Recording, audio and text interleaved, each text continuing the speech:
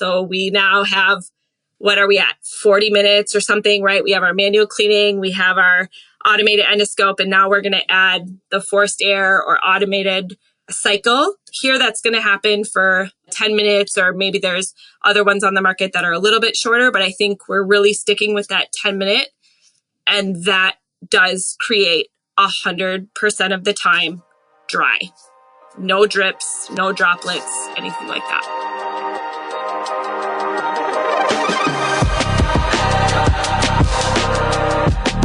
Rising above the buzz of ultrasonic cleaners and the clanking of stainless steel are the ideas and voices that are changing an industry. You're listening to the Beyond Clean podcast, the central nexus for the people, processes, and products that are improving our sterile processing world. Each week, we speak with frontline technicians, CEOs, engineers, and entrepreneurs with a common goal: to help you fight dirty, every instrument, every time. Whether you're tuning in for education or inspiration, we're glad you did. Now turn on those washers and turn up the volume. It's time to go beyond clean.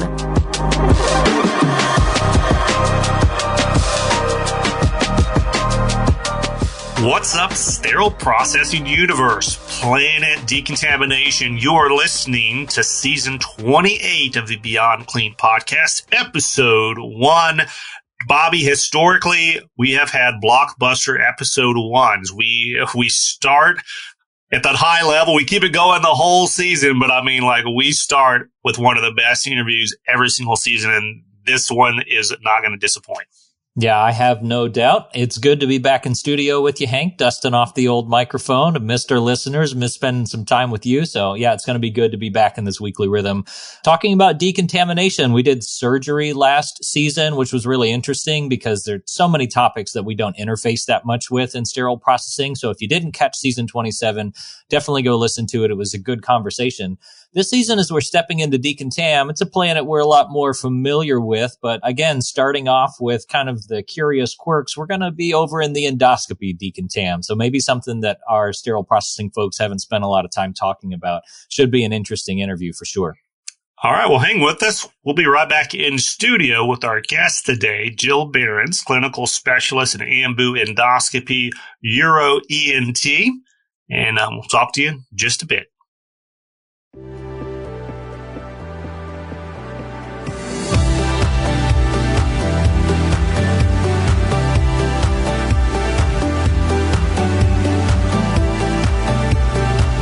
From the studios of Healthcare HQ, you're listening to Beyond Clean, the global voice of sterile processing.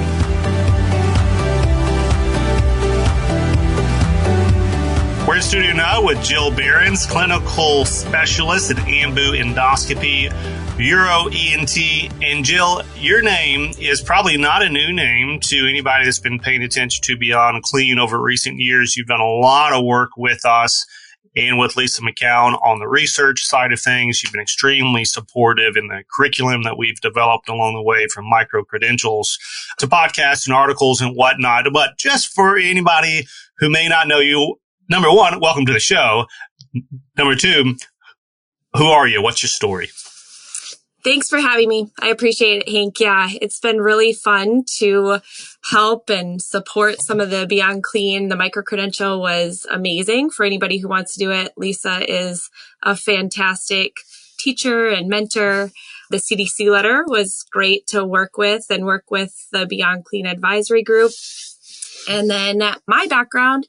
So I started as a surgical tech. I've been a surgical tech and still am for 15 years. And then I got into sterile processing, really taught myself. I was at a critical access hospital. So I started learning from vendors. I was reading the AAMI standards at night and really, really self-taught. Started nerd, to live, eat, and breathe, right? That's good. And then IFUs, 15 years ago, IFUs, started asking a lot of questions and started to get that all in. And I was drinking the Kool-Aid. So then started to kind of go around an organization. So I worked at a large organization in Minnesota, 13 hospitals. So then I started going to each of them and sharing knowledge and starting to just do that through OR managers. And then there was a situation where I got called to a main site and then flipped into the system through there. So I was the program manager for sterile processing and high-level disinfection. And then for the last 3 years, I've been at Ambu.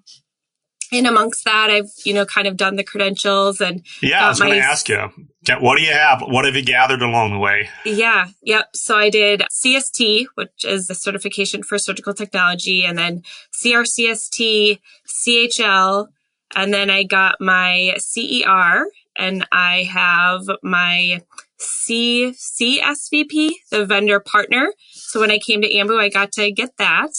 And then I actually just signed up, and I'll be taking in February through CBSPD. I'm going to do the Endoscope reprocessing one through them. I think it's CFER. And I also am working on my fellowship. So fingers crossed that all gets approved. That's wonderful. Yeah, clearly you've got a commitment that, started by reading the standards at night and just have continued throughout your career to learn more, to keep soaking that up. And thankfully on shows like this, we get to kind of crack your head open a little bit and say, what have you learned along the way? And to share it with the rest of us. But before we get there, I did want to call out, I know in the background we've been talking about this too, and it's not a done deal yet. But through the years, we've had a lot of people ask, hey, what can Beyond Clean do? What can First Case do around creating CEs for surgical techs? I know we have had so many of those requests. It has been historically very difficult. I think everyone in the industry knows that, to get those kind of CEs approved, especially for third parties like us. But the tides are turning, and we're getting really good, encouraging signals out there. And I believe our conference this spring on the First Case channel, the virtual conference, I know they're asking for CEs, and we're very, very hopeful that we're going to get CEs for surgical techs in particular for that one. So anybody tuning in who cares about those kinds of things, I just want to stick that out there into the universe so that you know. And, Jill was one of those who texted me recently and said, hey, we need some more out there. And I'm like, yeah, we do. And we want to support it. So yeah, that's the kind of impact, that you're already having out there, Jill, just by asking the questions, right? One more thing before we get into our topic at hand. Yes, we're talking about drying of endoscopes, hot topic today. And I want to make sure we have plenty of time to chat about that. But I know there's a lot of folks in our industry on the clinical side who love this space, but, they want opportunities that would take them out of the day-to-day hospital space. They want to work eventually for vendors in some scenario or another, right? Maybe it's product, maybe it's tech, maybe it's clinical education. There's all kinds of fun, exciting things to do on the dark side, as we call it, right? But making that jump can be really, really scary, number one. And it can be overwhelming to even know, where do I start? How do I apply? What jobs are there? And how do I best prepare myself? Because it can be kind of a culture shock to go, especially if you're going into a smaller company from kind of a big hospital setting. What advice or insight do you have for anybody who's like, I kind of maybe want to do what Jill's doing today, someday? How do you get there? Yeah. So it's very funny because I remember driving with one of the infection preventionists, and we were on our way to go see reprocessing at one of the sites. And I was saying, it's just so hard some days, right? It's so hard, and we're driving all over, and wouldn't it be great, right? If you can't beat them, join them. So I was like, maybe I'll just, right? We were trialing the endoscopes and the Boston, and they had the duodenoscopes at that point with Boston and Ambu coming in. I was like, if we can't beat them, we might as well join them. And that, this was 5 years ago, something. And then I kind of had always just had that. I was like, well, single use, right? We've all been there. I know you guys have been leaders of this sterile processing space as well. Every day, trying to get the IFUs, maybe the 28 to 200 steps, depending on where we are. And some days it just feels really hard. And so those were always my sentiments of what is sometimes really hard and where could I go in a space that makes it easy. And I remember when we converted in our organization to the Ambu scopes and I got to see them real time, we had gotten an email from one of the employees saying it feels like Christmas here. And to be able to provide Christmas to people who, especially now, maybe they're short-staffed, it's just hard sometimes to be a healthcare professional right now. So to provide just a little slice of, we're going to make your day better, it feels really good. So finding something that, whether it makes it easier in the day or something that on the vendor side fits your path. So that's what I did. That's why single use, like I'm really passionate about it outside of just working for Ambu. So that helped me kind of find a path because it's so far and wide, right? There's orthopedics, as we see. There's, so many things that you could choose. So I think narrowing it down to what makes sense to what you want to get into. And then for a path, it's really networking. LinkedIn is great. You can network with people who work for that company. You can follow that company. You can even see if maybe like the directors or something will link in with you. I know we've hired clinicals and they have things written looking to get into medical device, looking to get into clinical, and putting that right out there in something. And then really trying to, I know a lot of the directors are looking at LinkedIn to find people within that area because they cover such geographies now. They may cover 6 states or something like that. So it's just a nice way. So I would say really just network. If you're looking to get in with a certain company, see if you can direct message people, start talking to them, and they can tell you about the company. They can maybe even put in a good word for you. I knew my rep, but didn't really know my rep. And honestly, he called me one day and I just said, are you guys hiring? Would that ever be something? Would I ever be a good fit? Like, how would that work? And then the conversation just started from there. Yeah. Well, I appreciate your insights and your advice there, particularly around finding an avenue that solves a problem that makes it feel a little bit less like joining the dark side, that you're that you're contributing positively to the industry. But yeah, also from the vendor's perspective, that's why they care so much about sterile processing experience, because we know where those problems are. We can speak to what those problems are, and being able to be part of the solution is a powerful thing. Hank and I are eager to dive into this topic with you, Jill. So I'm going to go ahead and get us kicked off here. We're talking about endoscopes today in this season about decontamination. Endoscopes are certainly no exception when we're thinking about complex decontamination workflows. And ever since the newest AMI ST91 came out, there's been a lot of conversation in the industry, particularly around endoscope drying. So would you mind to get us started by talking to us a little bit about why is everybody talking about endoscope drying these days? Yeah, so I think when the guidelines came out, that really talked about the forced air drying, the 10 minutes. It really kind of rocked our world in a sense, right? We were talking about drying, and then we had Medivators come with the drying cabinets. So it really kind of changed our thought process on how are we going to add another step, or what are we going to add? And then I think about the studies that have came out. So Ofsted and Associates had talked about the fluid retention in endoscopes, the real world study on drying effectiveness that came out in the last year. And I think that really took over and showed in the real world what that looks like. Sure. And around this conversation of drying, it makes me remember the weekly discussion that goes on in my home as my wife and I are hanging the laundry and debating on whether or not this thing is all the way dry yet. Can it come down from the hanger? And so dry is one of those terms that is a little bit fluid. So when we say drying endoscopes, like technically, clinically, what do we mean when we say that an endoscope needs to be dry? And maybe related to that, how do we come up with the numbers of how long we've got to put that forced air through it to decide how dry is dry enough to put it in the storage cabinet? Yeah, so I think technically speaking, right, we can look at that means dry, internal and external, no dripping.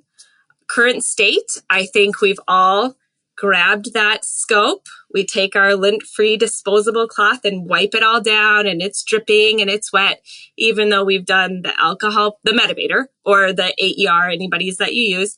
They are doing the air purge, they're doing the alcohol, and that thing is coming out significantly wet. You pick it up, it's kind of dripping all over your gown. We hang it up. There's pretty good liquid in the bottom of the cabinet that does show up. It just kind of continues to drip. So I think technically speaking, we wouldn't have that. We would have complete dry afterwards. And so we can highlight now, or we can talk about later, the study that showed. So Corey went into doing that. She took that out and they saw real time that 100% of those scopes were wet, internal and external, after that cycle. They did add a forced air drying, and 100% of the scopes were dry, internal and external. So adding, again, an additional step. So we now have, what are we at? 40 minutes or something, right? We have our manual cleaning, we have our automated endoscope, and now we're going to add the forced air or automated cycle here. That's going to happen for a 10 minutes, or maybe there's other ones on the market that are a little bit shorter, but I think we're really sticking with that 10-minute. And that does create 100% of the time dry. No drips, no droplets, anything like that. I think in your answer, Jill, you've kind of answered this, but I want to come out and ask it again because I think it's important to put it out here in the middle of the conversation. When we say dry, just how you were defining, and I've got another follow-up after this one too, we are also kind of alluding to the fact that there's not really a test to verify dryness like we would test, like, is it ultrasonic cleaner?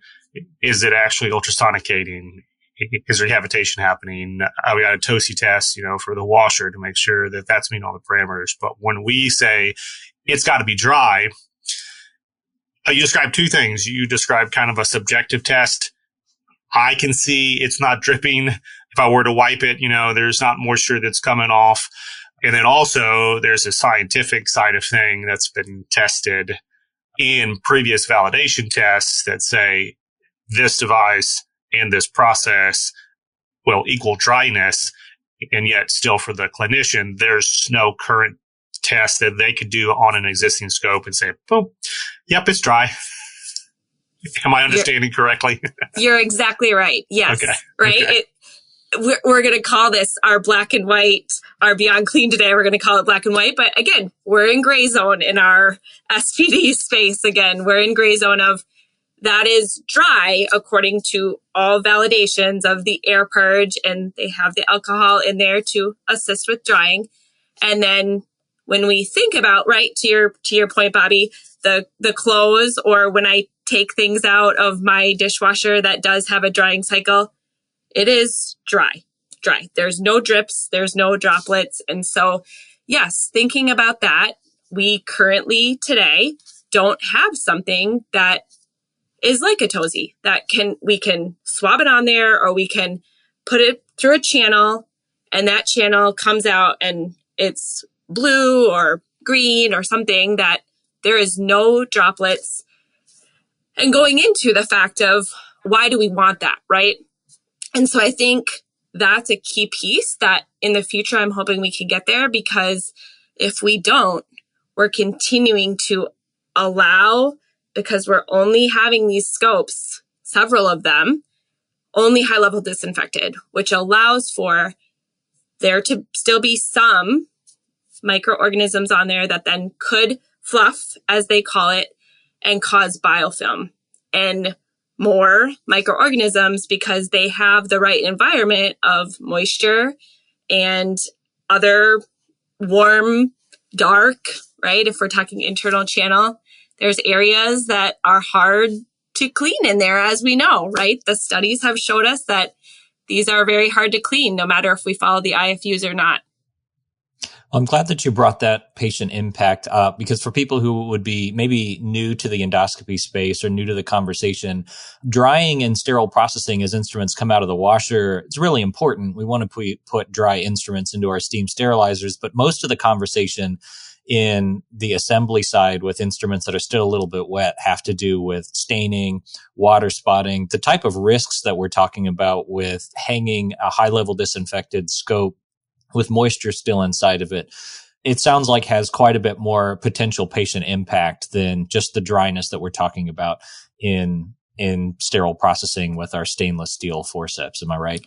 Absolutely. And I think we also have a standard of care piece, right? Because depending on what scope we're talking about, if we're talking about a rhinolaryngoscope, if we're talking about a urology scope, if we're even talking about a ureteroscope, those are all going to go through a low temp sterilizer because they're short enough. And I know we're now having new sterilizers that are coming on that may be able to take the longer insertion cords. But are we there yet where we have everyone doing that? I think that's no. And so we have several of these scopes that are being used in a clinic space or things like that, where we have them going through a sterilizer and then we have them coming out. There's moisture, there's all the things, and we're putting them in the cabinet as far as a patient standard of care situation. I want to go back a second, Jill, to that test question again and the validation piece, just because that's kind of where I nerd out on things too. Because I'm like, if we're going to do a process, the data piece, right? Yeah, how do we know it's working? And one of the challenges specific to this workflow, again, like Bobby alluded to, is once that scope is high level disinfected, we really don't want to be jacking with it prior to using it on a patient. Like, we don't want to be running things through the channel to test. We don't want to be wiping things on it to test. We actually want to leave it alone and protect it until it's ready to go into the patient room. And so it creates a very difficult verification challenge where it's almost, at least, current state, it's almost impossible to verify. And if you can't verify, then you got to trust that validation piece. And that's where the 10-minute comes in with the forced air and everything else. And I want to throw out, back to you if you've got any insight. Are they approaching in the standards and these recommendations, are they approaching that 10 minutes with forced air similar to the way that they approach sterilization, in that it's overkill and we know it, but we're doing it in order to give us that kind of margin of safety? Like, could these things get dried with 5 minutes of forced air? Could they get dry with 20 minutes of unforced air? Kind of, what are your thoughts on that? Yeah. So I think that's back to 5 to 7 day hang time. So right. Yeah, that's exactly. always been kind of, is it 5 days? Is it 7? Does it depend on if you work at your hospital? Do you work at my hospital? So I wonder if it will come down to that, or if there will be vendors who have these automated or forced air drying units where they then validate or determine based on their validation studies that at 5 minutes, we were able to achieve the same at 10 minutes. And then theirs would maybe sell better than the 10-minute one. Or if it was somebody got it at 20 seconds, right? I would much rather get the 20-second one than the 10-minute one, because I have to turn these scopes. Like, I can't buy a bunch more scopes, but I can get another 20-second machine, even though I had a 10-minute machine, right? So thinking about that, for me, I think the vendor space will, if they are in this space of selling this, they will come up with something and some kind of a validation measure where we're at 10 minutes now, but where will we go? Yeah, you're definitely seeing that in like the biological indicator space. That's the first thing that came to mind, is like, well, it used to be 48, now it's 24 hours. Then it was like 3 hours, 4 hours, and then now it's like 15 minutes. Now there's some instant ones. It's just crazy. But that's a game changer for access to instrumentation, to your point. Is the process to date, though, just so I'm clear, cabinet manufacturers are validating their process by model of scope. Is that your understanding? So they're just going through like every different model scope that could be placed in here, and they're doing individual validations that are tied to models. And so when you buy a cabinet, these are all the models that have been validated in this cabinet, or is it broader than that? So I think it is based on, and I had the Medivators cabinet, so that's where I understood what that validation was. So I think that is that with the hookups, and do we have all that stuff, especially if you're talking about the kind of forced air HEPA filtration ones. I know we can still get cabinets and people have them where they're not forced air drying in there. I would also note, check your tubing lines because you may find things also growing there. They don't get thrown away on a regular basis. There's not really a basis to clean or disinfect these. And so when we have moisture and we have plastic tubing, like sometimes we'll see in our ultrasonic machines, right? All the lumens and things. Sometimes there's things in those tubings as well.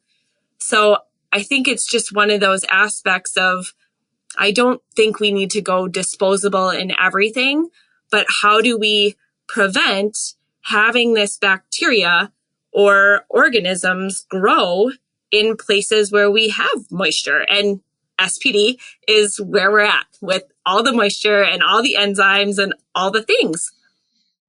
Yeah, that conversation around hookups is one that is difficult to solve with the endoscope cabinets. I've seen some that have disposable components. The piece that's going to hook up to the scope in the cabinet is a single-use plastic piece.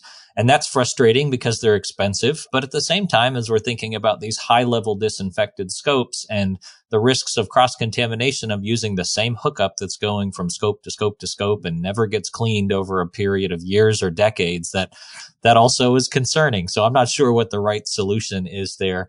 There's a lot of challenges and obstacles to this. I think it's going to take us a number of years before there's any semblance of agreement across the industry for how to get it done. We've mentioned the 10-minute forced air drying that's recommended in AAMI ST91.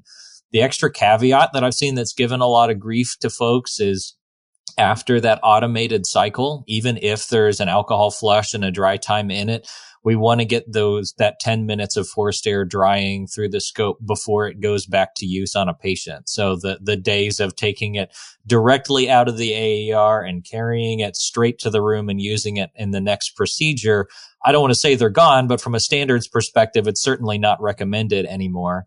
And so lots of these onerous recommendations coming through for the sake of patient safety. And my understanding, at least in the AAMI document, is that these are all shoulds. They are backed by evidence-based research, and it's a really good idea to do it, but you won't necessarily go to jail because you haven't done these things. So can you help us kind of navigate some of these gray areas of shoulds with AAMI? And are there any other documents outside of the new ST91 standard that we should be aware of as we're trying to decide which of these procedures we're going to follow and how in the world we're going to get it done? Yeah, I agree. I think that's where we talk about this gray zone, right? There's a lot of layers to that onion of how are we going to do it and then do it correctly in our process. And to your point, Hank, we don't have something, even if we're using, like an ATP or like something like that, that's pre. And if you do it post cycle, then you have to go and do it all over again because now you've put something through the channel. And so we don't really have something to prove.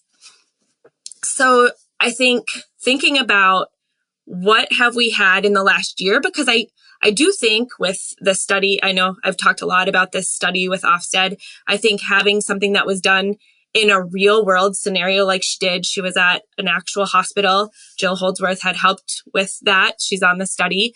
And I think having it in there, things that we can do, I think we can talk about and look at our process, have that multidisciplinary committee. If you don't have IP sitting on that, that's one of the key pieces that really helps when we're thinking about, is this reducing risk or I would even take some of these things to the risk management team and say, here's what I'm looking at. Here's what's happening in the industry. Here's the kind of cabinets we have. And then they now know, like that's their job to figure out, but at least we've alerted them to here's a potential place of risk in our area, right? As leaders, trying to let the people know that are we good or do we have a bit of a situation that we could maybe make better? Going back to the recommendations that are shoulds. Yeah, I think you highlight, Jill, one of you got to be comfortable in the gray areas if you're going to be a clinical leader in any kind of reprocessing. If it's endoscopy, if it's a sterile processing, there is so much gray that's just in the air. And it's very frustrating, can be very scary sometimes if you don't have the support. But it also, in these two conversations, you're referencing a research study that's been done within the past year or two. And then we're referencing guidelines that have been updated for the first time in a number of years, just a couple of years ago.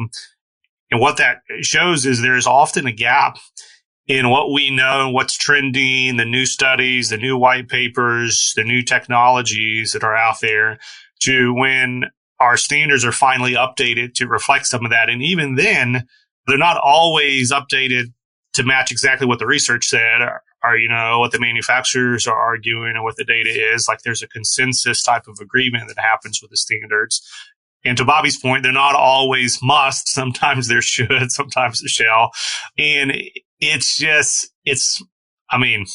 a lot.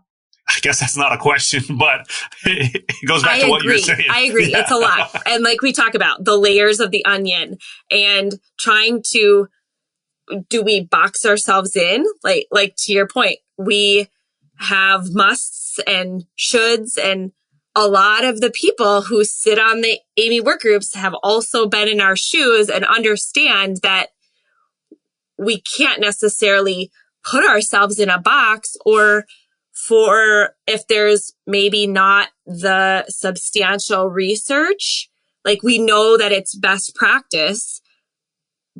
We know, right?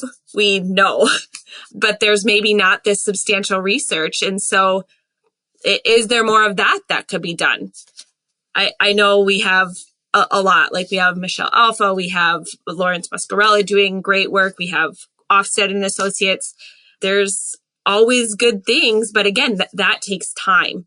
Those trying to find the studies, trying to get the hospitals to allow those things to be shared, I think is also scary. It takes money too, like not to make this a monetary thing, but just so everyone realizes if you're a researcher, you've got to keep the lights on, you have to pay the bills. And so somehow, some way, that type of research has to be compensated or funded. And so, shout out to all the researchers that are doing the work. Also shout out to all the companies and organizations that are willing to foot the bill for that, because if we don't have that piece, no matter how good-hearted these researchers may be, they're not going to be able to do the study with the data because they've got to have the funding too. And I know we don't like talking about dollars a lot, but that part is absolutely critical. So I didn't want to interrupt, but I want to throw that out there. Absolutely. And I appreciate that you gave the shout out, because I do think that is a key piece here that doesn't often get recognized enough. How much work goes into putting the studies together, getting the word out there about the studies. And I think it's just amazing work, because if we didn't have that, we couldn't even be here today talking about what does this look like now? Things like that are advancing the industry for true patient safety. Because look, who knows when we're going to be at that age where we have to have colonoscopies, or gosh, we eat a piece of chicken or something and it gets stuck and we're in the ER and we got to have the EGD. I want that one clean. Like I want somebody to have a dry. I don't want microorganisms going inside me. Yeah, for sure. And we've mentioned a number of obstacles to implement good scope drying and to keep those patients safe. Certainly, lack of time spent with studies and with new publications is one of them. But Hank, I don't know what your experience has been doing consulting in the field or being in other departments, but I know from my experience, both in endo departments where I was leading the sterile processing department and then visiting other departments and doing consulting in other departments, the compliance with respect to drying, and particularly in large flex endoscopes in endoscopy departments, is pretty low, as departments are still trying to figure out how to make this happen. And so, Jill, as we move to close, could you walk us through any of the big obstacles that you see in the space right now for departments that are trying to move from a more antiquated way of doing and storing these scopes to compliance with respect to drying, and maybe what a good first or second step might look like besides, just ask again for the capital dollars for the big fancy validated drying cabinet? Yeah, I think space is number one, right? When we think about our endo reprocessing rooms, and how big the footprint is of bringing something in like this, it's substantial. And so where is it going to go when we already don't have enough rooms for the patients to be pre-opped in and things like that? And then when you start taking these areas that maybe are in the middle of a department, in a middle of a hospital, like a large hospital, multi-level, it is substantial to think about remodeling that. And so outside of just the capital cost of that, I think that's a significant barrier. And so is there a way for us to have different drying cabinets or different ways or something? Because we also can't put them in the hallway, right? They can't just sit in the hallway. And so is there ways that we can think about that as we saying vendors, right? Think about the space constraints and where could that go instead of a huge construction project to get compliant for truly patient safety, right? It truly goes back to that patient safety so that we don't have the biofilm and the bacteria formation if we're not using these. So I think that would be number one. And then number two, I think the budget constraints of buying the endo cabinets, you may need 6 of them, right? Depending on how many, like say you have lockers right now that have just a HEPA filtration in the top of them, and now you're going to change that all out. That's a pretty significant cost.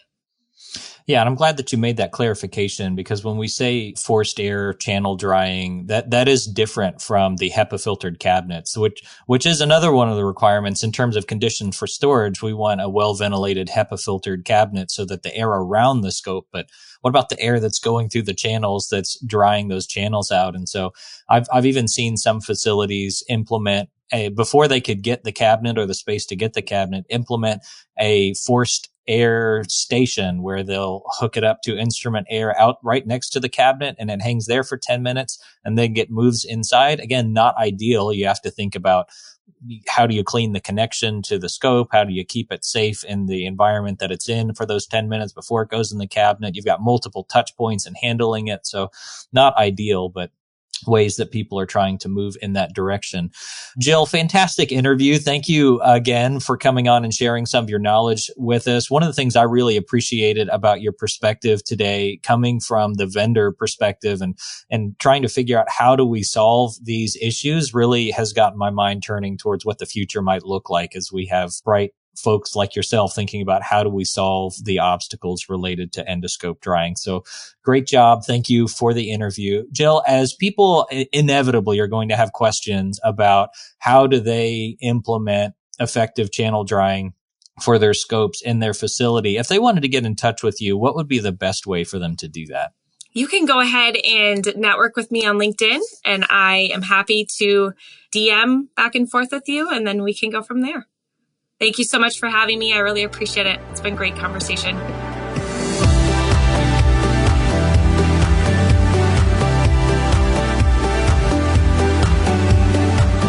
right, that was Jill Berends, clinical specialist, Ambu endoscopy, Uro, and ENT. Bobby, this is one of those questions. It's been out there for a while. This is not like, oh, hey, surprise, we should be thinking about drying our endoscopes. But I mean, there's so much dust in the air. There's so many ongoing debates. There's so many gaps, like we talked about in this interview, around what's required, but also the technology and the equipment that's out there to do it.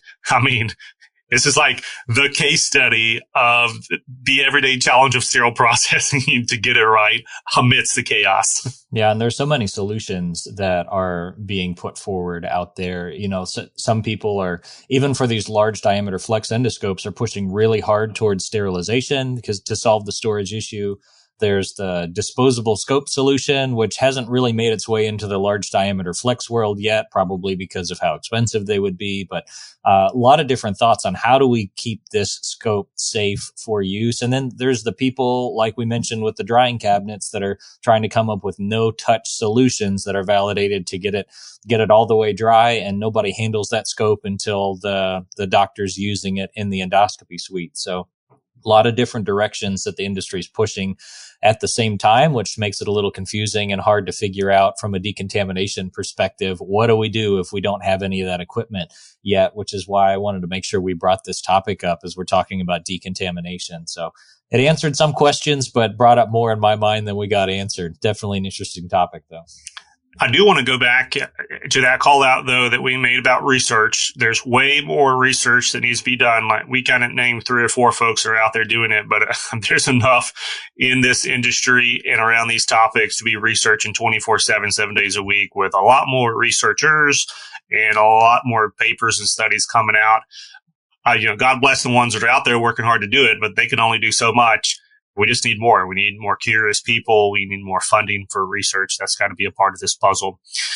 And I know, and I just want to call out and kind of be self-aware, we don't do a ton of endoscopy specific content on Beyond Clean. I would love to do more. And so if you're tuning in and you're like, hey, we need to talk about this topic in endoscopy, this is a challenge I'm facing, or this is something that I've solved in my facility, and you've got opinions you want to share out, please reach out to Bobby or myself through LinkedIn. You can reach me at hank@beyondclean.net. We want to know, and we're willing to build content around it if that's what you need to do your job better out there in the sterile processing space. But that's going to do it for this episode and this season 28, episode 1 of Planet Decontamination. I want to thank you for tuning in, and on behalf of Bobby and myself, remind you to keep fighting dirt. Thank you for listening to this week's episode of Beyond Clean. As a reminder, you can help support us by subscribing to Beyond Clean on your favorite podcast app, or by downloading the smartphone app on iPhone or Android. Simply search for Beyond Clean in the App Store or Google Play. The best thing about downloading the smartphone app is that you can access bonus content for certain episodes and view episodes in certain categories, like articles on the go and vendor spotlights. Are you following us on LinkedIn or Facebook yet? If you are and you love an episode or post, then let your social network know about it.